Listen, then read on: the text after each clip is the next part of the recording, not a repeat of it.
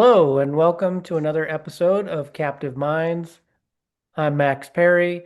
I'm an independent journalist, and I'll be your host for the day.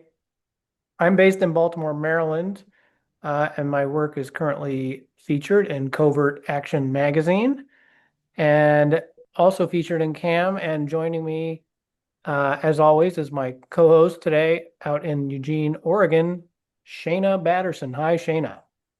Hi, Max. It's good to be doing another episode. It's been a little bit. Yeah, it's been a few weeks. We had a vacation of sorts, but we're back and ready to get back in the swing of things. And there a lot's happened since our last episode. So we thought with recent political developments in the United States, including the New York City mayoral election and Zoran Mamdani's victory, it would be timely to discuss an age-old question amongst the international socialist movement and within Marxism, and that is the question of reform or revolution. And now, it's I think in order to approach this question, we have to juxtapose our current historical situation with things that have happened in the past.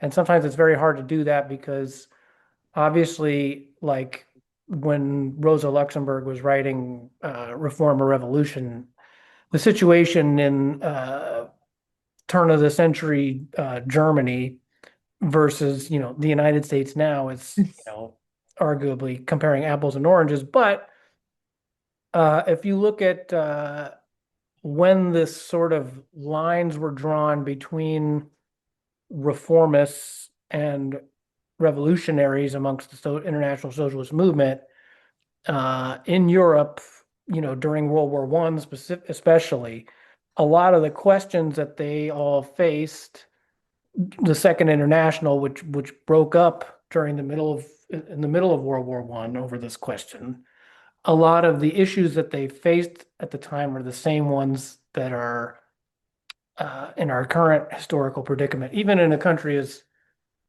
politically backwards as the United States, where something like socialism is just now sort of after decades of Cold War anti-communist propaganda, it's just now with the current economic crisis, it's been destigmatized a little bit where somebody like a Zoran Mamdani can be elected mayor of New York and get over 1 million votes. So Although I might add that the Trump administration especially has still been very much attempting to demonize socialism and communism. I think a few weeks ago in November, Trump declared it Anti-Communism Week, and then shortly after that, there was the House resolution condemning socialism. yeah, which is interesting because Zoran Mamdani, got the key endorsement of Hakeem Jeffries, the House Minority Leader of the Democratic Party, and at the very moment that he's visiting Trump in the Oval Office, which for this surreal press conference, which we'll play a clip from in a second. I'm sure everybody's seen it, but I just want to refresh people's memory. At the very moment he's meeting with Trump, Jeffries, voted to approve that resolution condemning socialism. So he's condemning, Bomdani is a member of the DSA and he's a avowed democratic socialist. He reiterated that in the press conference with Trump. And so he got Jeffries' endorsement, but then he's also condemning him at the same time, or Jeffries is condemning him at the very same moment, which is very contradictory. And then at the same time, Jeffries, there's this potential primary challenger, who I believe he's a city council member in New York. His name is Chi Osei. If I'm not sure if I'm saying his name correct.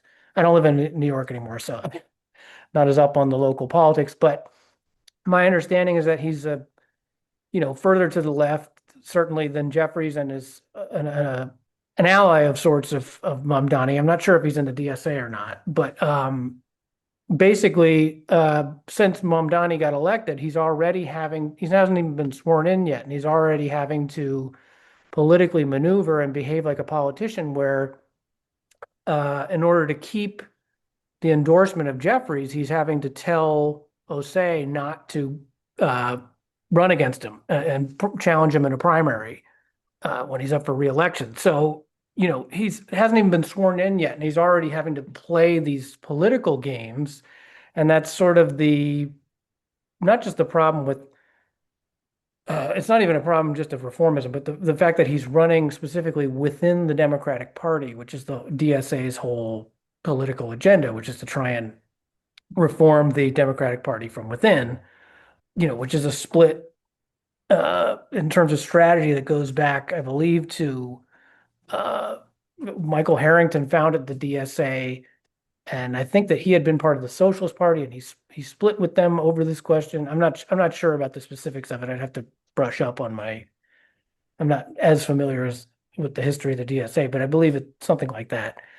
And but you can just see that he's already having to, behave like a politician, and he hasn't even been sworn in yet, where he's telling this primary challenger, now is not the time. And obviously, we heard that from similar things from AOC when over the question of, when they could have challenged Nancy Pelosi when she was Speaker of the House, and she told the progressive wing of the party it was not the time to try and remove her.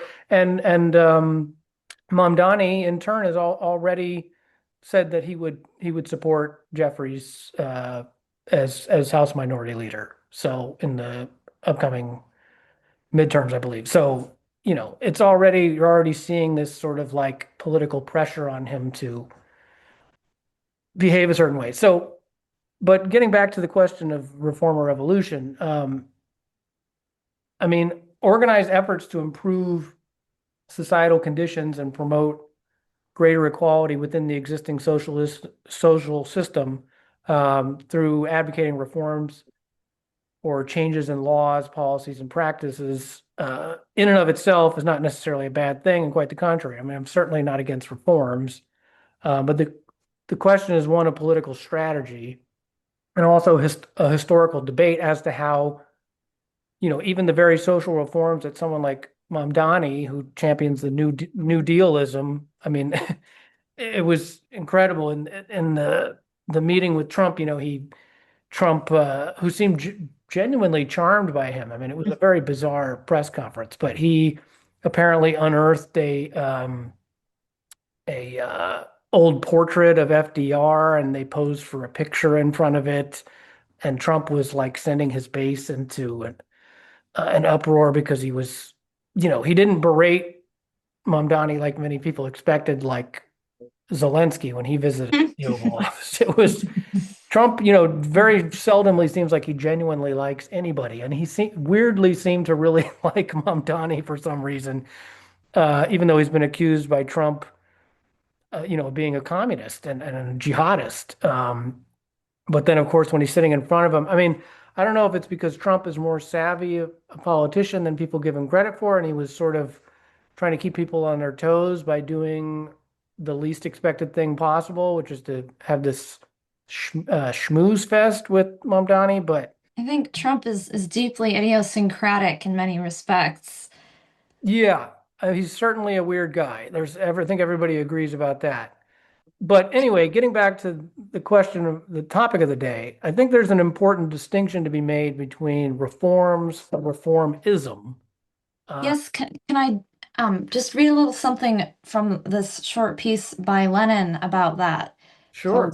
Marxism and Reformism? This opening summarizes it perfectly. He says, quote, "Unlike the anarchists, the Marxists recognize struggle for reforms, i.e., for measures that improve the conditions of the working people without destroying the power of the ruling class. At the same time, however, the Marxists wage a most resolute struggle against the reformists, who, directly or indirectly, restrict the aims and activities of the working class to the winning of reforms. Reformism is bourgeois deception of the workers, who, despite individual improvements, will always remain wage slaves as long as there is the domination of capital." Close quote. Yeah, I mean, I think reformism presupposes that, I mean, not only does the function of something like the reformists within the socialist movement serve the purpose of diverting, especially now, like in the United States, when the desire for a third party is at an all-time high, and dissatisfaction with the two-party duopoly amongst American people has never been higher. You can see how fun, the strategy of like a socialist movement trying to reform the Democratic Party from within is diverting workers away from trying to form a third party or an independent, political party at a time when it's desired the most. And instead, it's diverting people back into what I think is quite clear is not a reformable institution in the Democratic Party. It seems now, though, with this victory, in my opinion, that this does mark some kind of a turning point because the very fact that former President Obama called Mamdani on the day of his victory, when, during the 2020 primaries, he had, you know, meddled in that primary for in the primaries for the party nomination by coordinating with Buttigieg and Elizabeth Warren, calling Warren at the 11th hour, telling her to drop out so that because it was clear that Bernie Sanders was probably going to get the nomination. So, in order to help Biden, he convinced Buttigieg, Warren, and others to drop out. So, Biden had enough voters to overcome Sanders' challenge. And obviously, in 2024, they didn't even bother to have a primary at all. um, but I think that the fact that Obama called Mamdani, it almost seems like they realize that the writing is on the wall. They are going to have to make some kind of concessions to the progressive wing.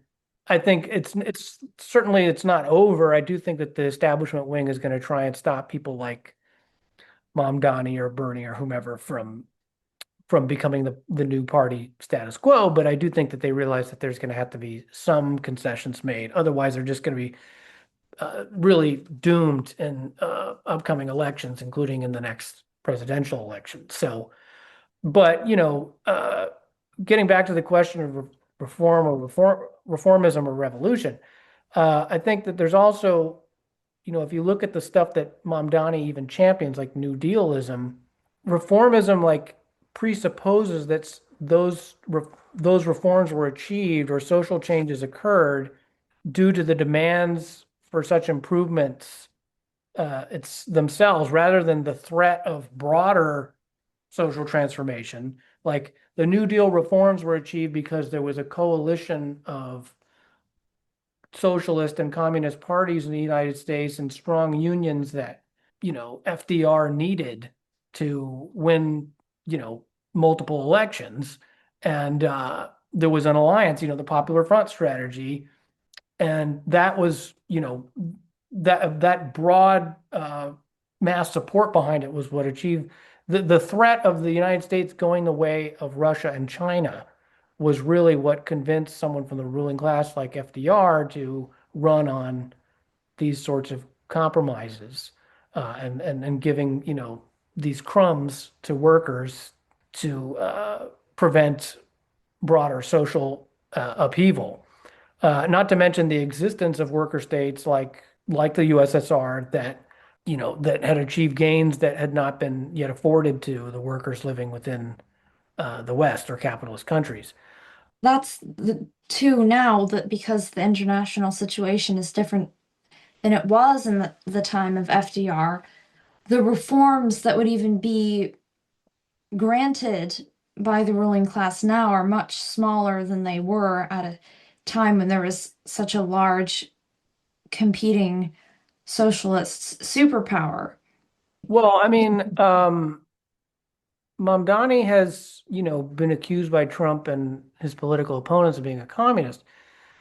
And of course, he's predictably made attempts to distance himself from those labels. And of course, he always invokes the legacy of FDR and the New Deal, like Bernie, in distinguishing himself as a democratic socialist.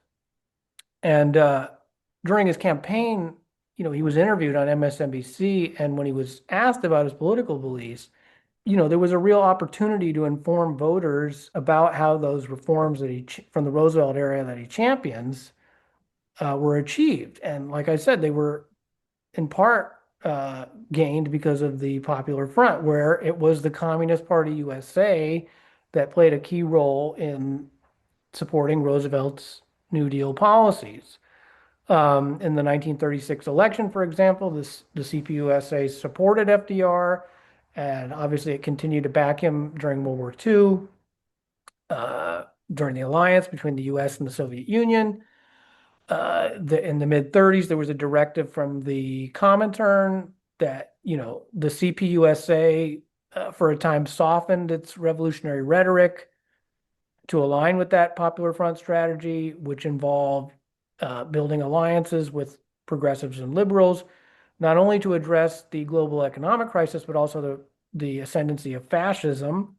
We did a previous episode on social democracy, and people should watch and listen to that because the discussion dovetails with a lot of what we're discussing today, with the question of reform or revolution, which, like I was saying earlier, it can be traced back to the historical split in the international socialist movement that happened during World War I and the Second International.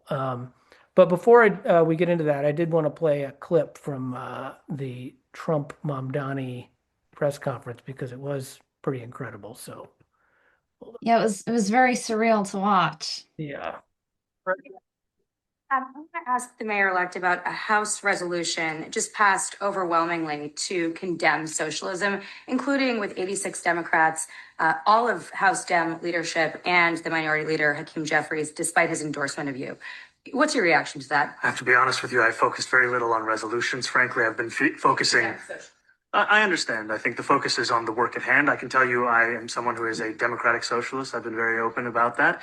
And I know there might be differences about ideology, but the place of agreement is the work that needs to be done to make New York City affordable. That's what I look forward to. And I want to clarify your answer to Stephen Nelson. He asked about your comment calling the president a fascist. And your answer was, both President Trump and I have been clear about our positions and our views. Are you affirming that you think President Trump is a fascist? I've spoken about. That's okay. You can just say it. Okay. It's easier. It's easier than explaining it. I don't mind. Oh, Trump's just like, God, I don't mind. It's okay. Yeah, I mean, again, like, I think that this is, first of all, it's been surreal seeing people who just a few years ago were saying that the very strategy that propelled Mamdani's victory, engaging with Trump voters.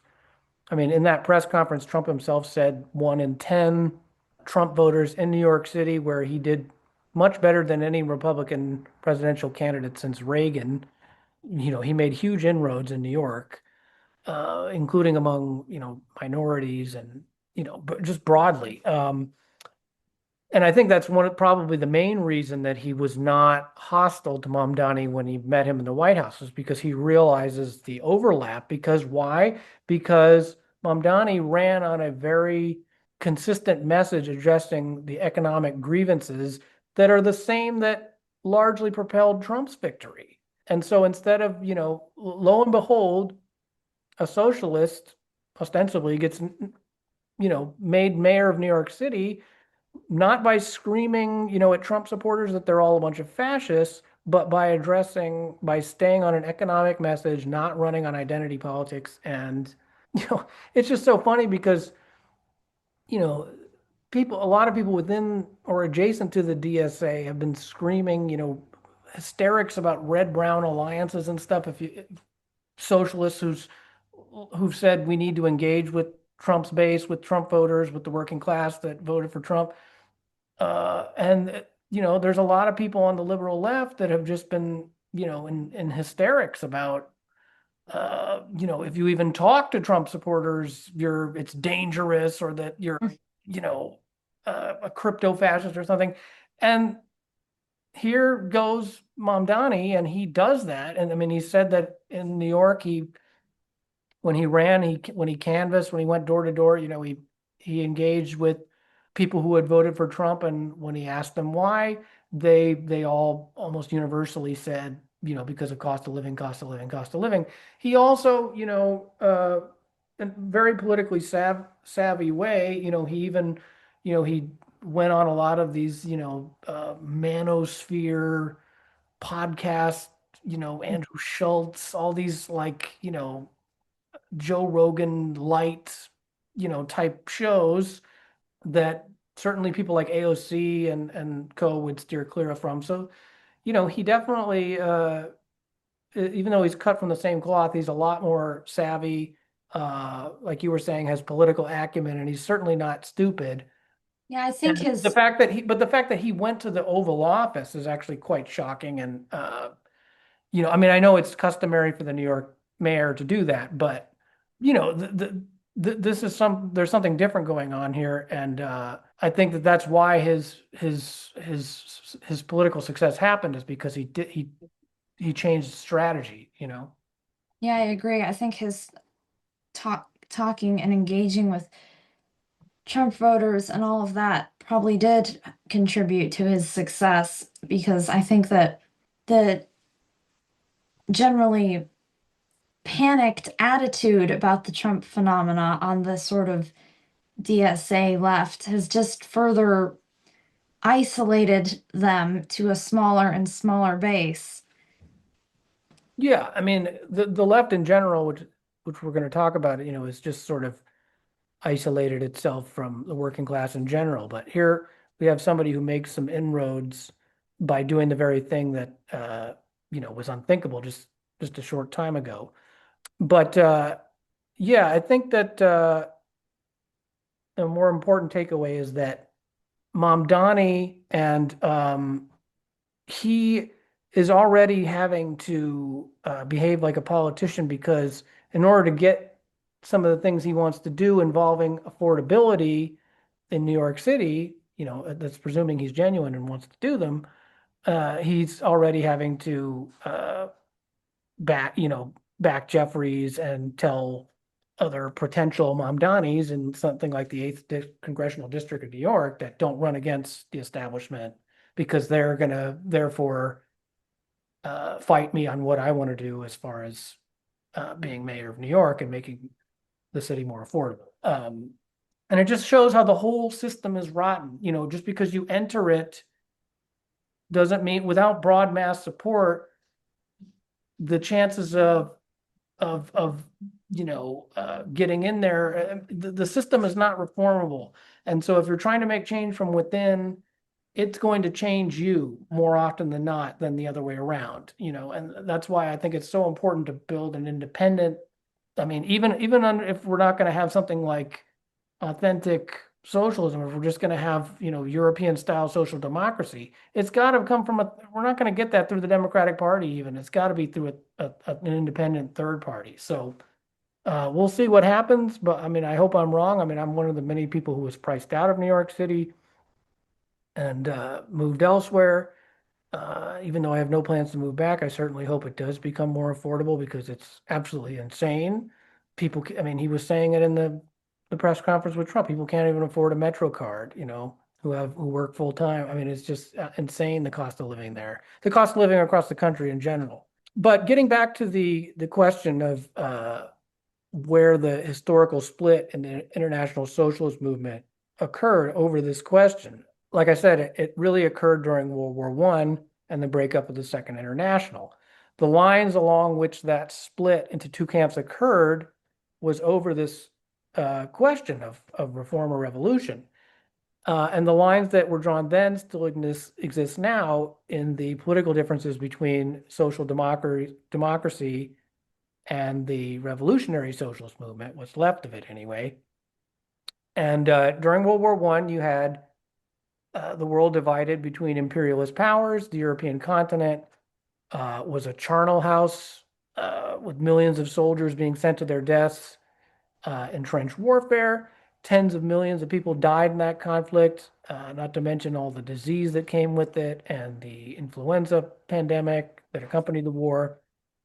And when the war broke out, there was a split over whether to support it. And So this question was also over imperialism, not just over reform or revolution. And when,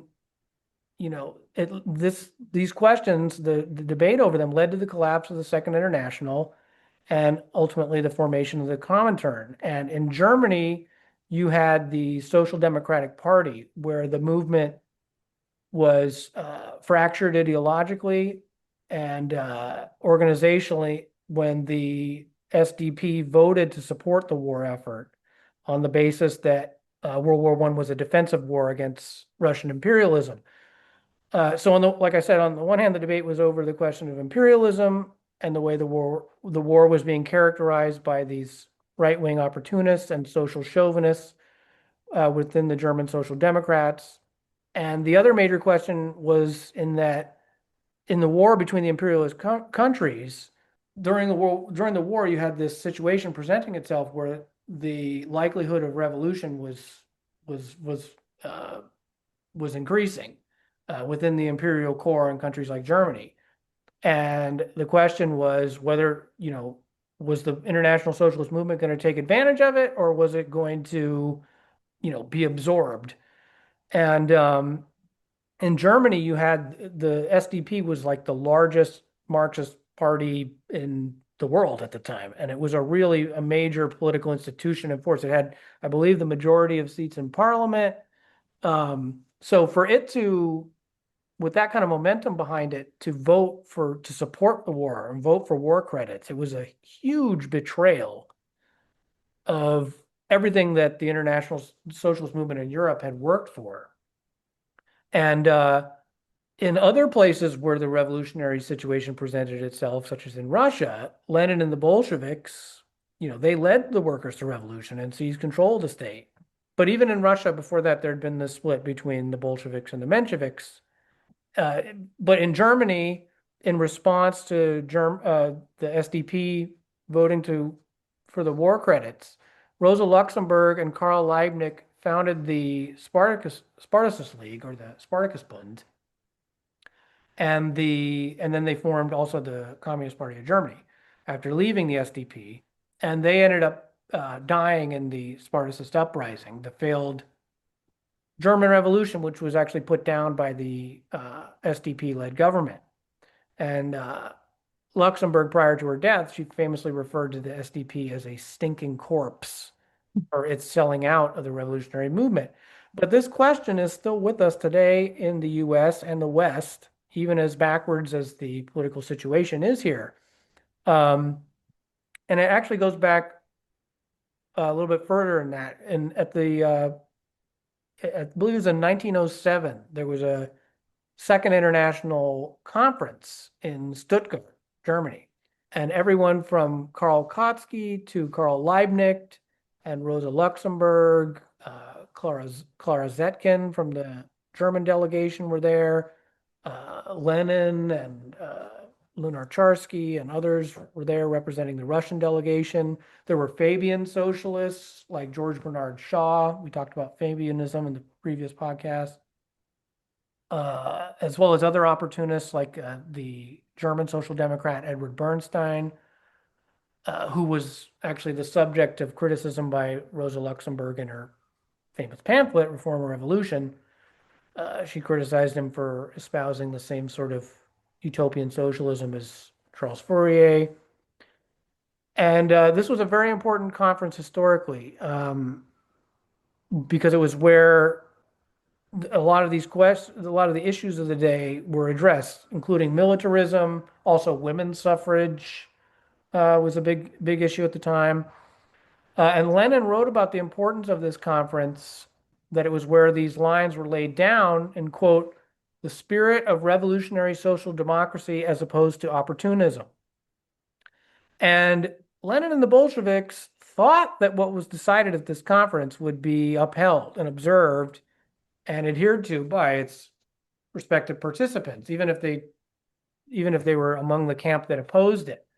But when the war broke out and push came to shove, he and his German compatriots like Zetkin and Luxemburg and Liebknecht, they would learn the true colors of many of the reformist attendees.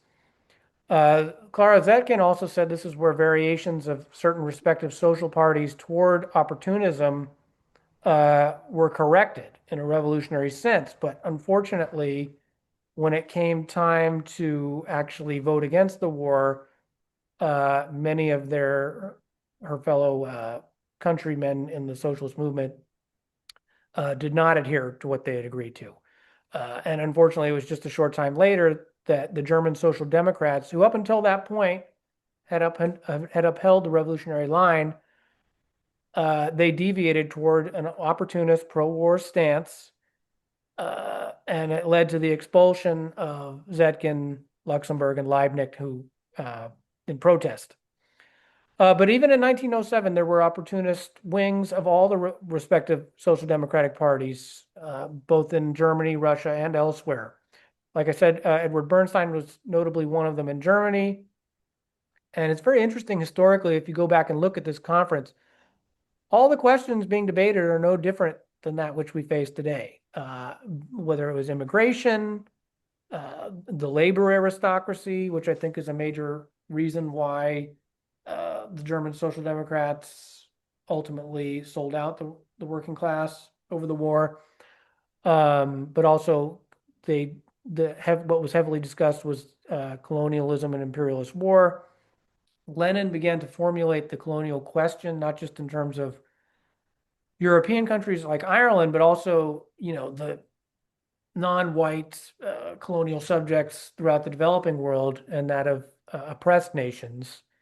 As we discussed in a previous episode, believe it or not, at the time there were socialists, if you could call them that, who advocated basically in favor of colonialism. Yeah, it was viewed as a civilizing force which could lift the colonized countries out of their backwardness and take them on the road to socialism. Yeah, I mean, like I said, there were many representatives of the Fabian Society, for example, at the Stuttgart conference. But people at the Congress, not just Lenin, but even Karl Kautsky pointed out the inherent contradiction be something like support for colonial policy and socialism. But there was even a draft resolution where that line appeared. You said about it having a potentially civilizing role if colonialism or imperialism was not imperialism, but colonialism was implemented under a socialist regime, and that resolution, which was introduced, got a harsh rebuke from Lenin, like I said, even Karl Kautsky and others, in its attempt to justify colonial plunder under a socialist regime. But there was also an important resolution of militarism dealing with the impending imperialist war and the oncoming collision between all the colonial powers over the territories they'd seized around the world and the resources they were rivaling over that they all wanted access to. And that resolution stipulated, quote, "The Congress confirms the resolutions adopted by previous international congresses against militarism and imperialism and declares once more that the struggle against militarism cannot be separated from the socialist class struggle in general. Wars between capitalist states are, as a rule, the outcome of their competition of the on the world market, for each state seeks not only to secure its existing markets, but also to conquer the new ones. In this, the subjugation of foreign peoples and countries plays a prominent role. These wars result furthermore from the incessant race for armaments by militarism, one of the chief instruments of bourgeois class rule and of the economic and political subjugation of the working class. Wars are favored by the national prejudices which are systematically cultivated among civilized peoples in the interest of the ruling classes for the purpose of distracting the proletarian masses from their own class tasks, as well as from the duties of international solidarity. Wars, therefore, are part of the very nature of capitalism. They will cease only when the capitalist system is abolished, or when the enormous sacrifices in men and money required by the advance in military technique and the indignation called forth by armaments drive the peoples to abolish the system. For this reason, the proletariat, which contributes most of the soldiers and makes most of the material sacrifices, is a natural opponent of war, which contradicts its highest goal, the creation of an economic order on a socialist basis, which will bring about the solidarity of all peoples." And then the resolution goes on to conclude that, quote, if a war threatens to break out, it is the duty of the working classes and their parliamentary representatives in the countries involved, supported by the coordinating activity of the International Socialist Bureau, to exert every effort in order to prevent the outbreak of war by the means they consider most effective, which naturally vary according to the sharpening of the class struggle and the sharpening of the general political situation. In case war should break out anyway, it is their duty to intervene in favor of its speedy termination and with all their powers to utilize the economic and political crisis created by the war to rouse the masses and thereby to hasten the downfall of the capitalist class rule. So, in other words, as the war was clearly impending, they saw at this conference that the opportunity to have a revolution was becoming very likely. And so they introduced this resolution to, make it binding that all the participating parties would vote against the war, and if it did happen anyway, that they would lead workers to overthrow the existing systems, sending them all to their deaths. In other words, the impending war presented the revolutionary circumstances in which the overthrow of capitalism would be greater possible, and that's exactly what ended up happening in Russia. And in 1907, the Stuttgart Conference, it was seen as a victory by the revolutionary wings of the socialist movement over the reformists and the right opportunists. And 5 years later, at the next they had another Congress in Basel. I can never figure out how to say that city right. In Switzerland, they had a Congress, and it was readopted and reiterated, where another resolution was passed. This was in 1912, and it stated that if a war threatens to break out, it is the duty of the working classes and their parliamentary representatives in the countries involved, supported by the coordinating activity of the International Socialist Bureau, to exert every effort in order to prevent the outbreak of war by the means they consider most effective, which naturally vary. Okay, so this is basically, they copied and pasted from the previous one, but they said, in case war should break out anyway, it is their duty to intervene in favor of its speedy termination and with all their powers to utilize the economic and political crisis created by the war to arouse the people and thereby to hasten the downfall of the capitalist class rule. So this was written in 1912 as the inter-imperialist rivalry between the colonial powers continued to swell, and eventually their conflict over colonies and the spoils and subjugation of the labor power, including slave labor, and the markets within them came to a head. I mean, it's always said that the great powers, they were sleepwalking into World War One, but including in the Balkans between the Ottoman and the Austro-Hungarian empires with the Allies. And of course, it's always said that the assassination of Archduke Ferdinand was what caused the war. But really, this had been building for many, many years, and certainly the socialist parties at this conference, they saw it was coming. So it didn't take them by surprise. And of course, after the Russian Revolution in 1917, the Bolsheviks, discovered a lot of the backdoor dealings going on between the imperialist powers that were hidden from the public, that proved that the war was in fact, it wasn't a defensive war. It was a war over the carving up of territories. You had the secret Sykes-Picot Agreement, which proved that the war was fought over resources and riches, and the British, for example, were double dealing the Arabs. They had with the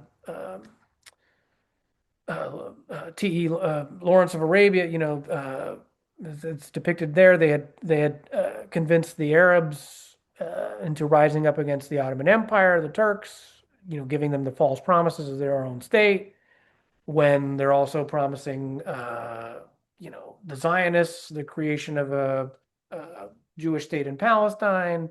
They were double dealing, and they were making their own secret back channel negotiations over the division of territories, which they eventually did, carving up the Middle East between Britain and France and so forth.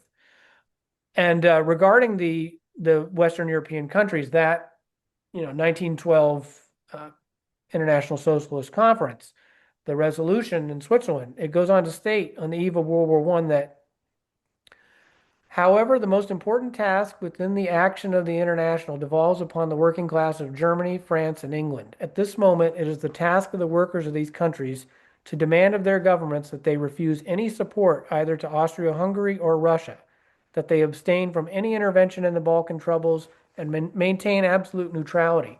A war between the great leading civilized peoples on account of the Serbo-Austrian dispute over a port would be criminal insanity. The workers of Germany and France cannot concede that any obligation whatever to intervene in the Balkan conflict exists because of secret treaties. It also later states the Congress views as the greatest danger to the peace of Europe that of artificially cultivated hostility between Great Britain and the German Empire. The Congress therefore greets the efforts of the working classes of both countries to bridge this hostility. And the Congress records that the entire Socialist International is unanimous upon these principles of foreign policy. It calls upon the workers of all countries to oppose the power of the international solidarity of the proletariat to capitalist imperialism.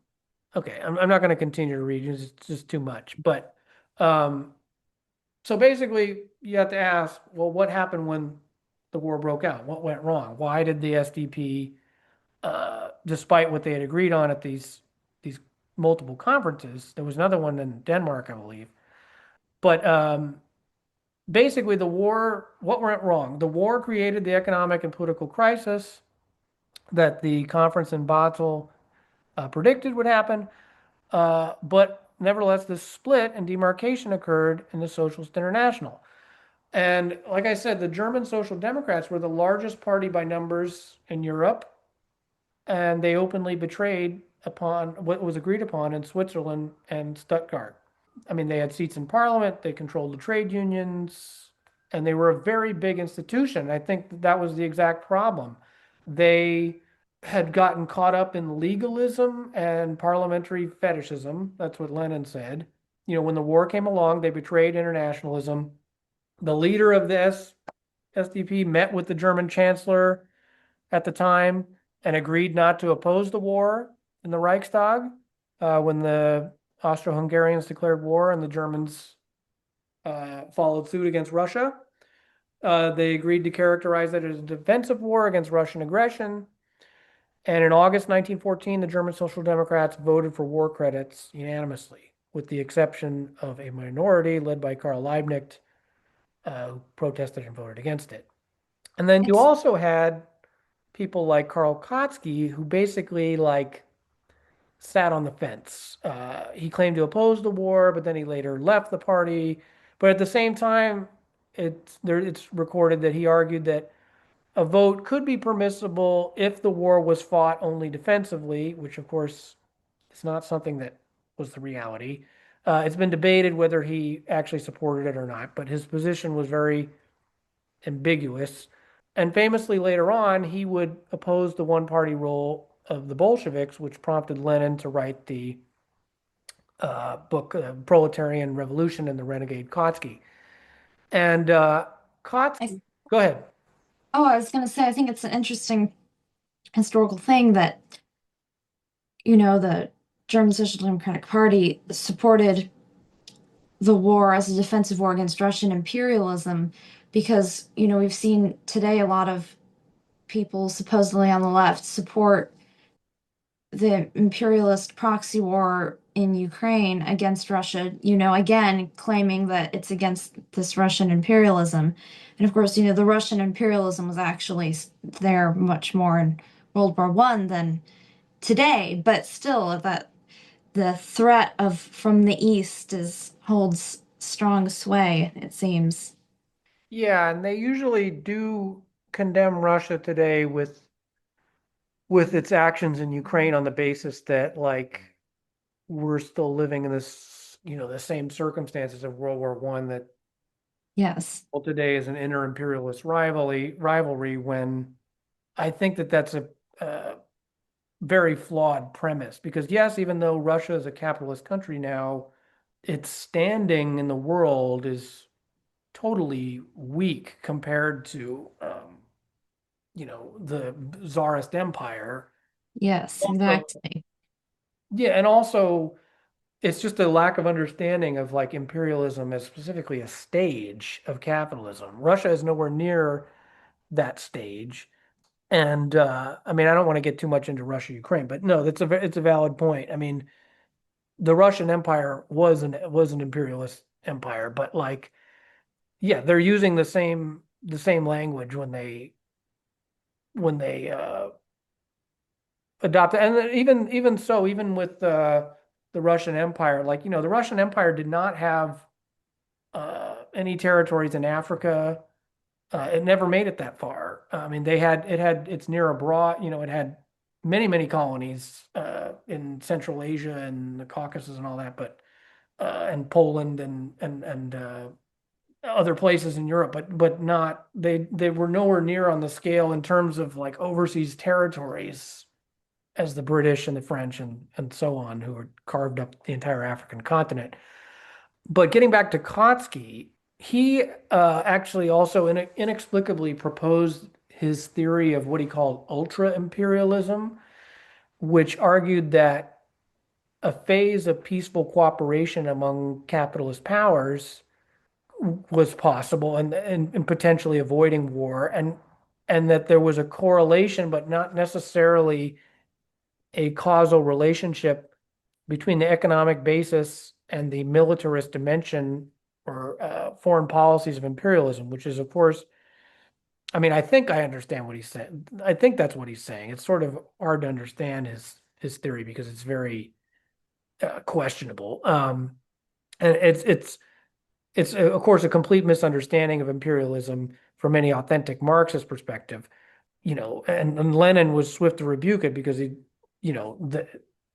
traditional Marxist line was that imperialist war, global conflict was inevitable with all these empires all fighting over the same resources. It was an unavoidable part of capitalism. But more importantly, whether or not that's possible or not, I mean, with the advent of nuclear weapons, that throws a whole, with decades after Kautsky was writing, that throws a whole other dimension into that subject. Because you have mutually assured destruction, and that's why during the Cold War you had all these proxy wars. Um, but more importantly, Kautsky's theories, they had reformist implications, which is the view that implied that socialists within the imperial core, including Germany, could advocate for a different, more peaceful policy within capitalism or reforms within the existing system without revolution being necessary, rather than believing that capitalism's end was the only way to end global conflict and imperialist plunder. And his argument was in direct opposition to, like I said, other Marxist theorists like Lenin, who contended that war between imperialist powers was an inevitable outcome of the inherent contradictions and competition within global capitalism.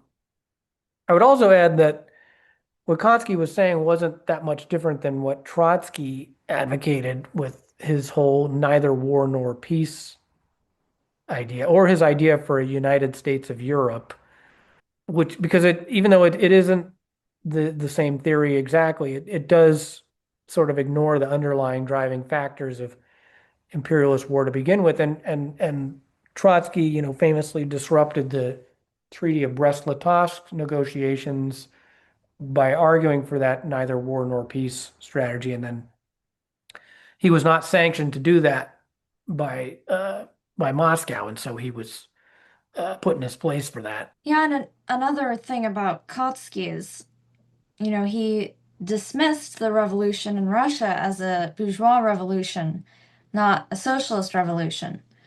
Also, I was reading a Lacerdo book called Class Struggle, which Gabriel Rockhill said was his favorite book by Lacerdo. I hadn't read it, so I started reading it. It's very good, and sort of talks about different how class struggle can have different aspects and manifest through national struggle or other struggles for equality.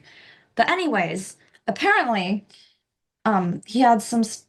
He was talking about Kautsky and some of his views, and actually, this one passage, one can see traces of something that Anthony Sutton developed into his sort of conspiratorial attitude towards the Soviet Union in Kautsky's disavowal of the Bolsheviks. In Kautsky's view, the Brest-Litovsk Treaty, which really was needed because, and the Bolsheviks' whole campaign was peace, land, and bread.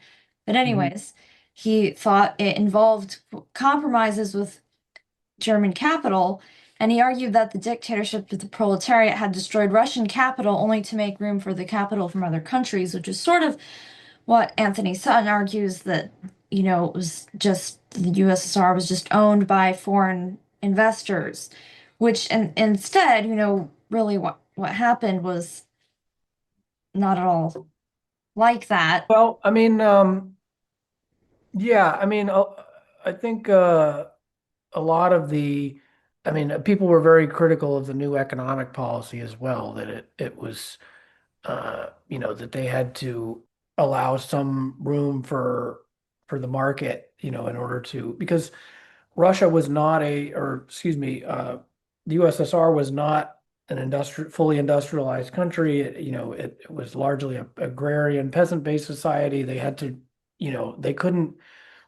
I mean, what Marx had envisioned, what the stage at which their society and economy was at was not at all what had been predicted. I mean, in fact, the Western European countries like Germany, like France, England, the United States, they were much more closer to, I mean, in terms of economic stages, much more closer to being able to implement socialism than these backwards places like Russia or later China, for example.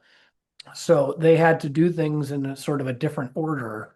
And so, yeah, there were people that criticized the impurities of that. I mean, Trotsky was another one. I mean, he opposed the new economic policy as well, but it was a necessary stage and thing to do in order, otherwise I mean, they encountered tremendous problems, I mean, they also had the Civil War going on at the time. So, but yeah, it's not usually the right wing always takes things that people on the fake left start. I mean, another one, for example, is the way that the whole canard about Judeo-Bolshevism. I mean, that largely comes from that was started, not just by the whites, in the Russian Civil War, but and then later picked up by people like, I mean, Sutton doesn't talk about. He's basically using bywords for Judeo bullshit, but he's basically repackaging the same sorts of ideas. But it started earlier with the anarchists. With Bakunin. Yeah, with Bakunin. Yeah, it was. He criticized Marx for that Marx was conspiring with the Rothschilds or something to that effect. Yeah, and then Marx retaliated by calling him a fat pedophile, basically. But anyway, I mean, yeah, that's another example of where something that was started by the fake left ended up getting appropriated by the right, and usually that they misunderstand it in some sort of way and turn it into their own thing. But anyway, so yeah, Kautsky, Lenin opposed his ideas, and the Bolsheviks argued for that all. I mean, a lot of the European socialist parties had become co-opted by their reformist wings.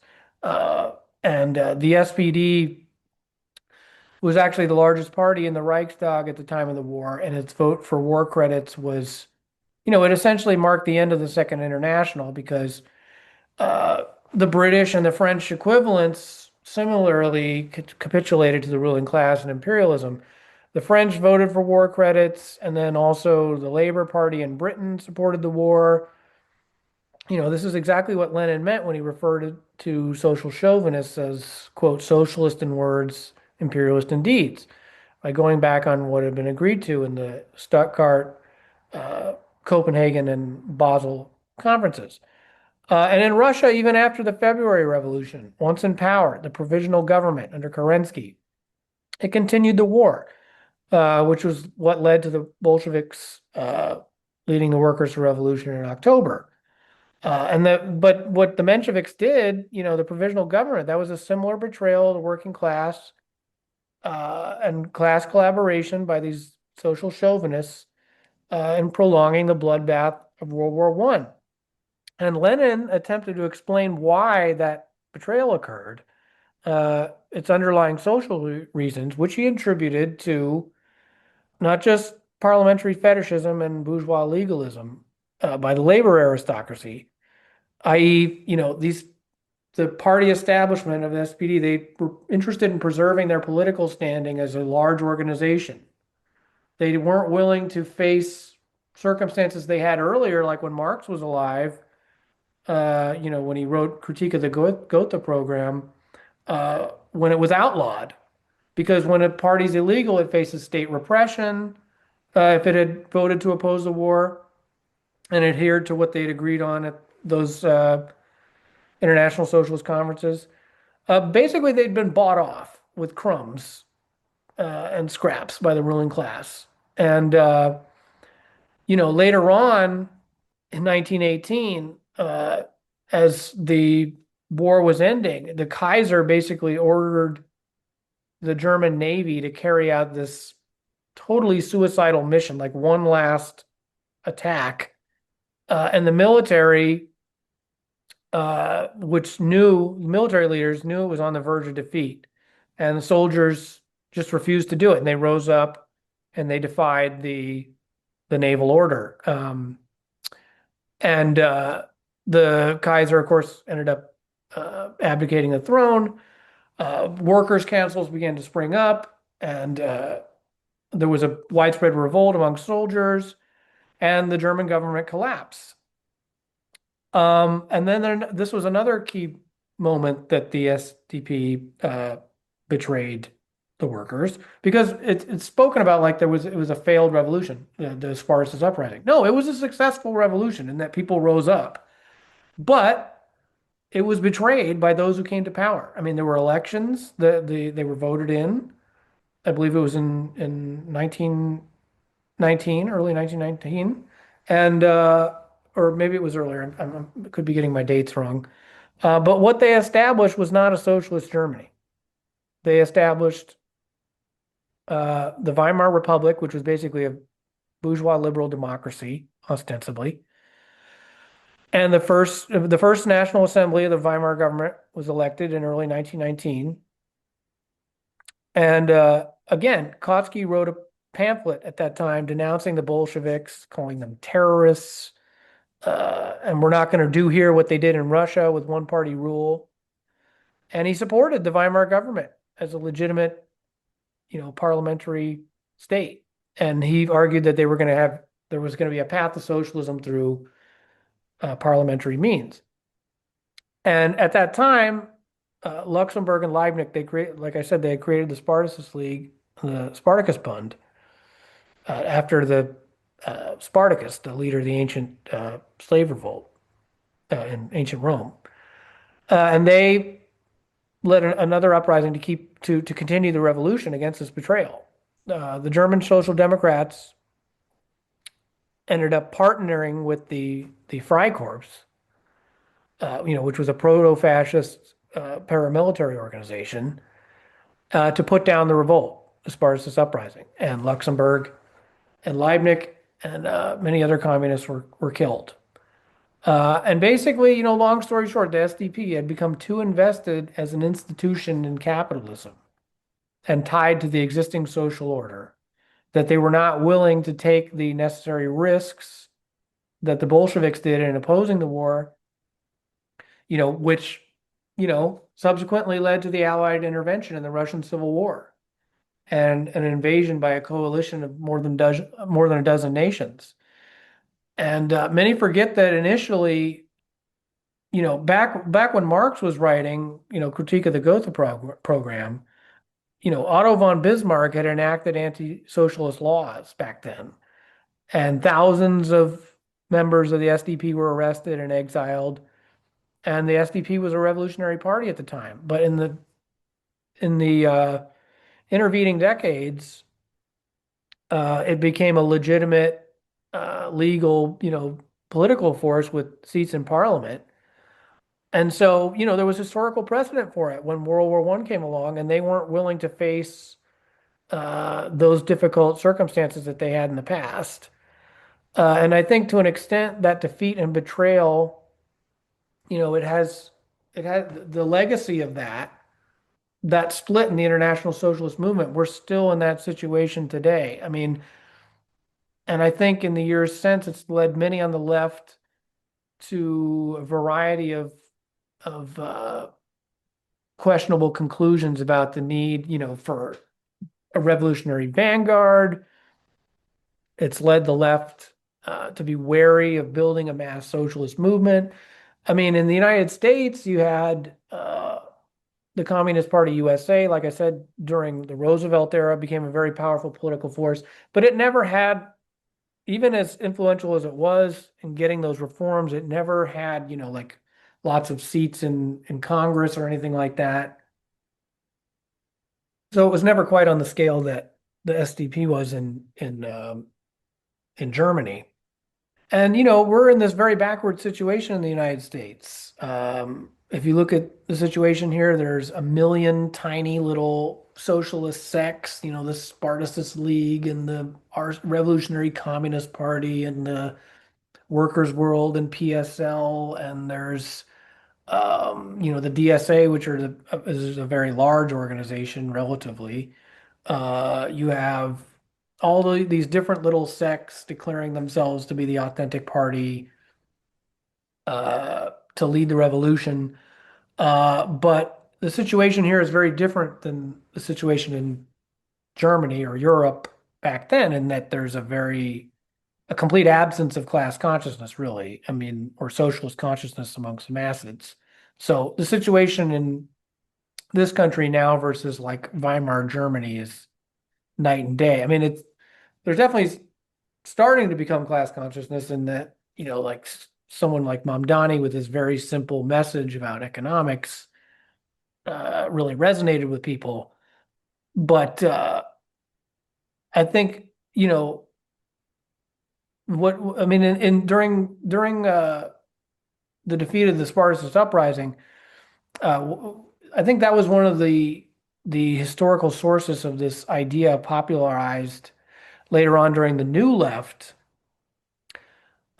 Because the failure of that revolution, that led a lot of the thinkers that were like the intellectual godfathers of the New Left, like in the Frankfurt School, Marcuse, Adorno, they were all German. And I think that the defeat of that revolution led a lot of those thinkers to think that to believe that the working classes had become too bourgeoisified in the West and bought off. And then with the rise of like consumer society, that they were too under the influence of the dominant ideology and were distracted with mass consumption and were kept just, well off enough to where they were not going to rise up. And then therefore, with the New Left, the revolutionary vanguard became students, racial minorities, marginalized groups, and then you have the proliferation of identity politics. And we've discussed the problems with Western Marxism and the Frankfurt School in previous podcasts, and their sort of pessimistic view about the masses and also the incorporation of Freudian ideas. But I think a lot of those questions as well can be traced back to, the failed revolutions after World War One. That Marx had this idea that this prediction that Germany, the Götterdämmerung, this twilight of the gods, that revolution in Germany was going to come, and it failed to happen, and so it led Marxist thinkers, Western Marxists, to rethink Marxism, and they're the ideological godfathers of what became the New Left.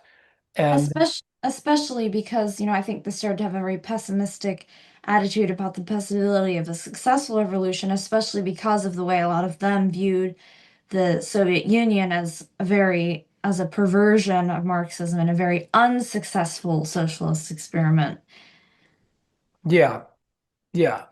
Um, and speaking of which, this is an interesting segue, but we actually, I mean, a lot of these issues are, especially what's happening right now politically in this country, are we've discussed films like we discussed Eddington, and there's this other film out now called Begonia by the Greek director Yorgos Lanthimos, but also, you know, uh, there's this film One Battle After Another, and a lot of what's happening in this country politically, inevitably gets reflected in Hollywood films. And One Battle After Another, which I know you wanted to discuss, Shaenah, which, if you're not familiar, it's directed by Paul Thomas Anderson, who's a very successful Hollywood filmmaker. It's being showered with critical praise, and it's definitely a film worth seeing. And I mean, it provoked a lot of outrage from conservative commentators that it was some endorsement of Antifa violence as well. But I think that the film is really misunderstood in many ways because it really comes off as in my opinion, as a critique of the political situation in the US currently. And even as well as the ineffectiveness of sort of the inheritance of the new left. The plot of the movie centers around a former member of a revolutionary group known as the French 75 and his daughter, and sort of the conflict between them and the military led by Stephen J. Lockjaw, who's on this mission because the daughter of the former revolutionary is actually his daughter and he wants to kill her. And the French 75's revolutionary action, which consisted in doing things like blowing up the house of a politician who passed an abortion ban, and one of their main issues is, the plight of undocumented immigrants and breaking them out of the inhumane detention centers and also smuggling them across the border. That's like one of the first scenes of the movie is the revolutionary group breaking these immigrants out of this horrible detention center, which is, I think, why, led to the outrage of the conservative commentators saying it was some endorsement and call to violence. Against ICE, yeah. Yeah. But later on, there's a scene in the film where the military is because there's this very racist neo-Nazi secret society, the Christmas Adventurers, and the military seems seemingly very racist, and so it's sent on this raid to rid the country of dirty illegals. That seems to be the political situation in the movie. So the military comes into a factory and rounds up the immigrant labor there. So the fact that this scene was in the movie, it's kind of makes one begin to wonder if the French 75 revolutionaries are actually somehow supplying the capitalists with an underpaid labor force by bringing all these people over the border. And the group seemingly has no coherent political ideology, and they don't make any positive demands. So it seems then that the movie is sort of pointing out how the ineffectiveness of these sort of new left strategies dialectically sort of leads to the strengthening of the most reactionary forces on the right, and it creates this cycle. Unlike the successful revolutionaries of the past, the French 75, they don't attempt to get in touch with the people or form a mass movement at all. They are very much ultra-left adventurists. Hmm. And also the movie makes some digs at the woke politically correct culture as well. Bob Ferguson, which is the former revolutionary character, there's a scene where he's on the phone with a current member of the revolutionary group, and he's trying to get the coordinates where to find his daughter, who the group had taken to keep her safe from Stephen Lockjaw. But he can't remember this code that he's supposed to remember. And the person on the other line keeps asking him the same cryptic question, what time is it? So he gets very frustrated and starts getting upset. I'd wanted to play this scene from the film, but because it was so recently released, I couldn't find it. So I'll just read the dialogue back and forth. So, Bob, I need this rendezvous point. You understand what I'm saying? I need it. The person on the phone. I understand, and the question is, what time is it? Bob. Fuck, if you don't give me the rendezvous point, I swear to God I will hunt you down and stick a loaded fucking hot piece of dynamite right up your fucking asshole. The person on the phone. Okay, this doesn't feel safe. You're violating my space right now. Bob. Violating your space? Man, come on, what kind of a revolutionary are you, brother? We're not even in the same room here. We're like talking on the phone, man. The man on the phone. Okay, there's no need to shout.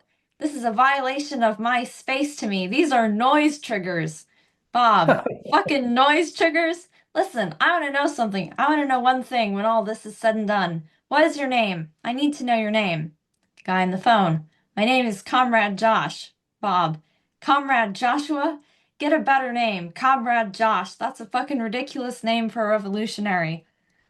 Anyways, No, I so mean it reminds me of that clip that everybody was sharing from that DSA conference a few years ago where the speakers were complaining about uh, sensory overload and noise triggering and using gendered language and all. I mean, it's the movie's clearly poking fun at like the generation gap between like boomer, 60s, 70s leftists and like their bastard child today and the woke left or whatever. But yeah. Yeah, there's also another point where one of the his daughter's friends betrays her to the authorities, and it is her one friend who's non-binary and is a male dressing as a female. So that was an interesting choice given the political climate to have that be Yeah, the the friend. movie is clearly satirizing both sides of the culture wars, and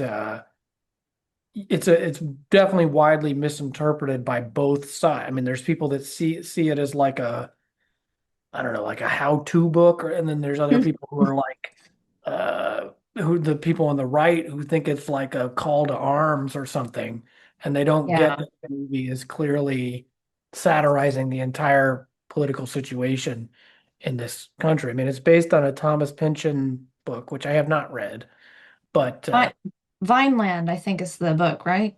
That's what yeah, yeah. yeah, and Paul Thomas Anderson has adapted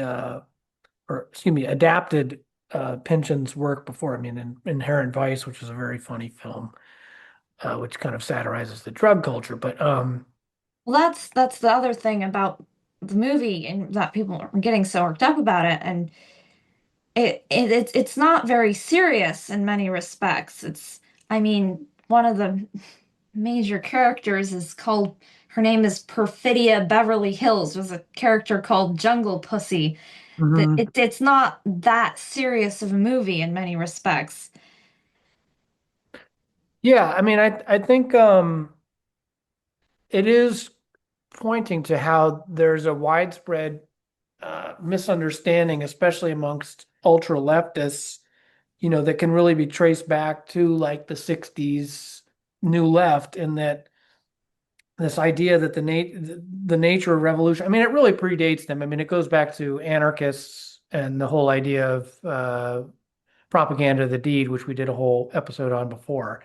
But there's this idea that violent acts, spontaneous, adventurous acts of violence will inspire the masses to join in revolt, and that's what revolutions are. When if you look at revolutions throughout history, including in Russia and China, they were fundamentally acts of self-defense. And like in the Russian Revolution, Very few people actually even died in the revolution itself. I mean, yes, there were lots of workers who were massacred in demonstrations and stuff by the czarist regime, but and like some of the guards in the Winter Palace died, but like apart from that, it was not. Millions died in the Russian Civil War that followed. But violence itself was not necessarily what drove the revolution. And if violence did occur, it was, of course, it was in self-defense. People defending themselves when they have no other recourse. In Well, China, that's go ahead. sorry.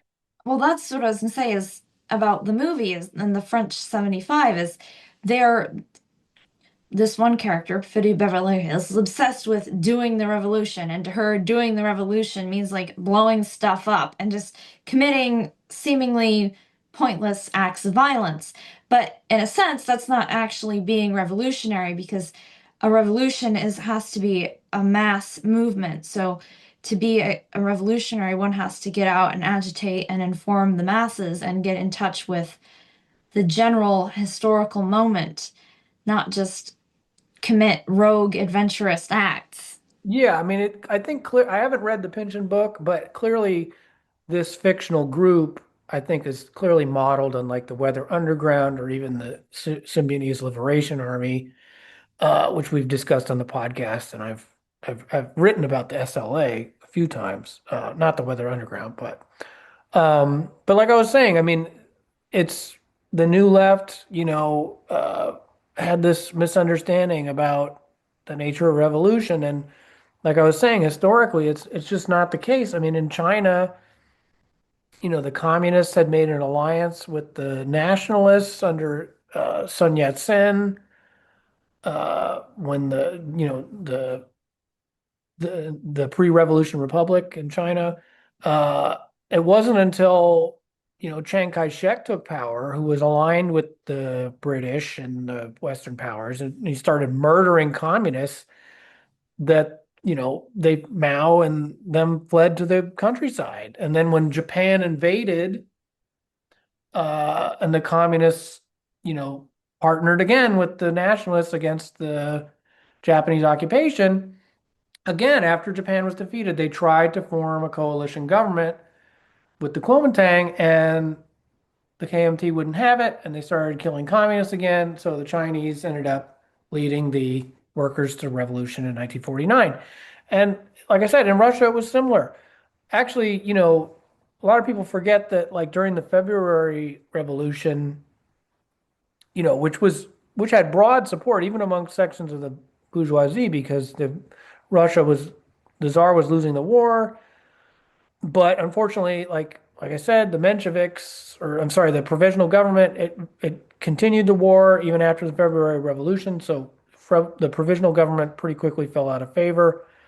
But in September, a lot of people forget that in September 1917, you had the Kornilov affair, which is where this general that Kerensky, I believe, had appointed, there was a attempted military coup. Like there was going to be like a dictatorship, military dictatorship installed.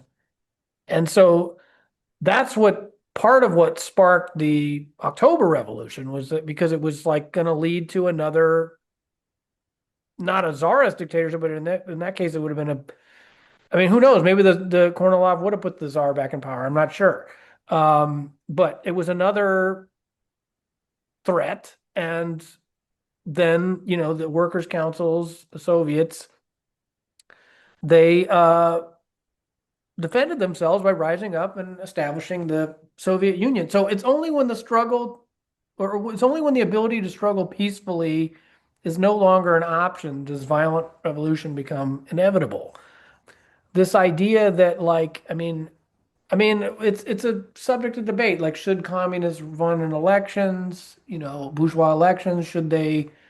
I mean, we can debate that. I think, like Lenin said, it would depend on each given situation, and each different country is different. That's a historical question about legalism and whether or not to participate in parliamentary elections. But this idea that it can only happen through, I mean, I'm not a reformist or revisionist, but like this idea that it can only come about through violent means is just is is really an ultra left point of view. And I think that, Even Engels said that, if communism can be brought about through peaceful means, that is preferable. It's just that, one does not think that the bourgeoisie will give up their privileges easily. yes, It's not about just advocating violence to ins instill fear or just to advocate violence for the sake of violence. yeah, I mean, that's the problem. I mean, I'm a big fan of Richard Wolff, who's the Marxist economist. But the one bone to pick I have with him is that whenever they ask him about what kind of socialist society he imagines, he always cites like these workers' cooperative councils that they have, I think in Spain. They're called the Mondragon. But he never takes into account that, like, okay, well, if you establish that, the ruling class is probably going to send in, the police Military? and, beat everybody up, arrest them, kill them, you have to account for that. So, like, in most instances, that's going to happen,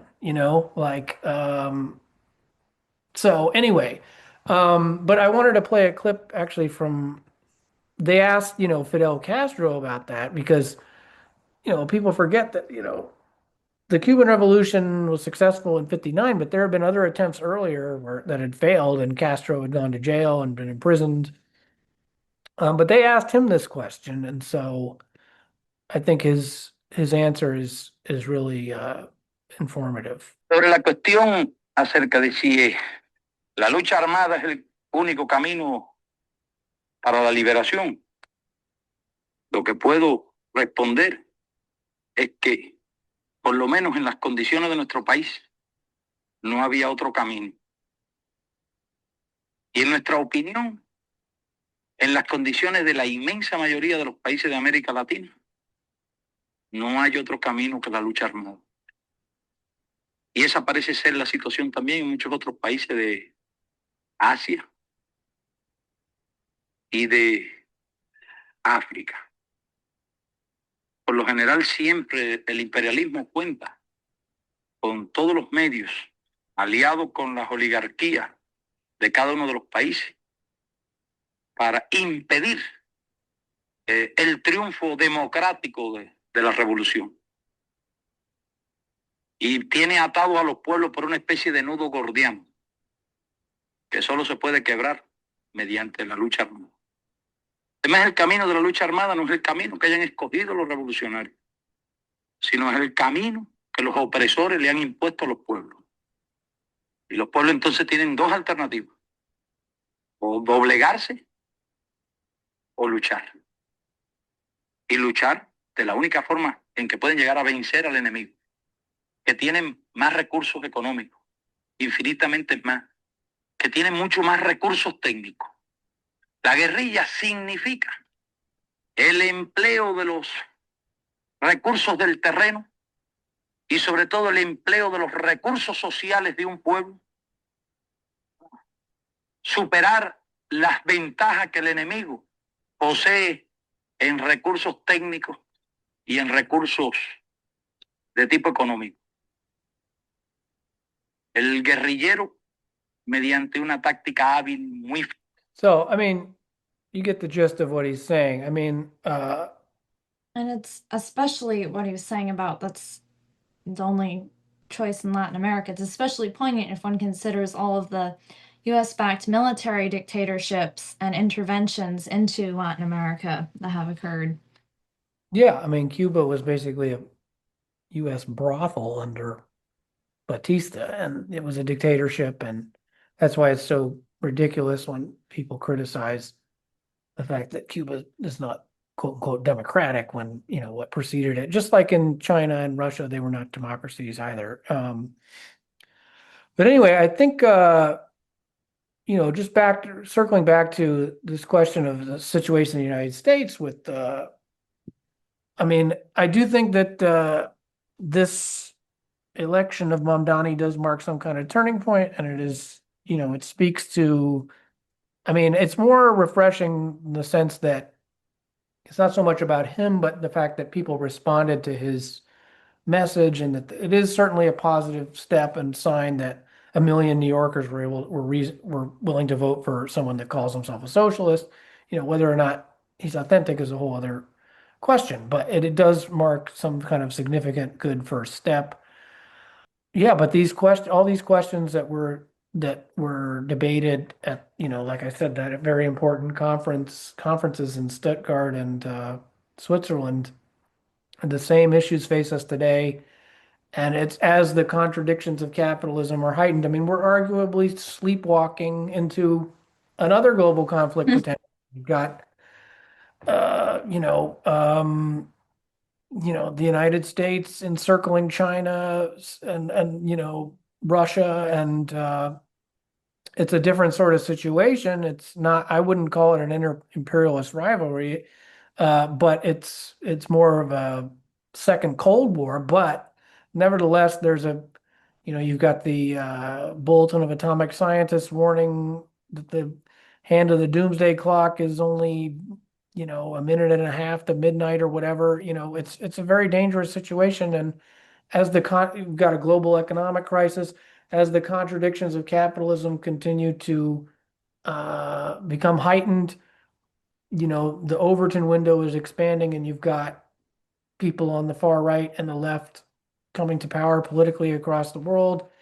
And the contradictions of capitalism are becoming more apparent, and class consciousness is being heightened, and revolutionary circumstances are presenting themselves, peacefully or not. And unfortunately, it's at those moments that you have reformists come along who serve this purpose of deviating or diverting workers away from revolution. I'm going to withhold judgment, about this particular individual who's been elected mayor until I see what he actually does. But regardless, like generally speaking, that's what happens. And Well, it becomes, the ruling class using sort of a carrot and stick method when class consciousness gets to a certain point and people start getting very upset. Certain reformist figures will come along to try to bribe people back into complacency. But then as that wears away, oftentimes that's the problem with reformism, is that the bourgeoisie will, when there isn't the danger of an imminent revolution or a competing power which the capitalist countries have to keep a good face to compete with, they will take away the reforms and resort to more forceful methods and yeah, reduction in and living standards. now all these reforms, these very reforms that Mamdani champions, those are all potentially on the chopping block.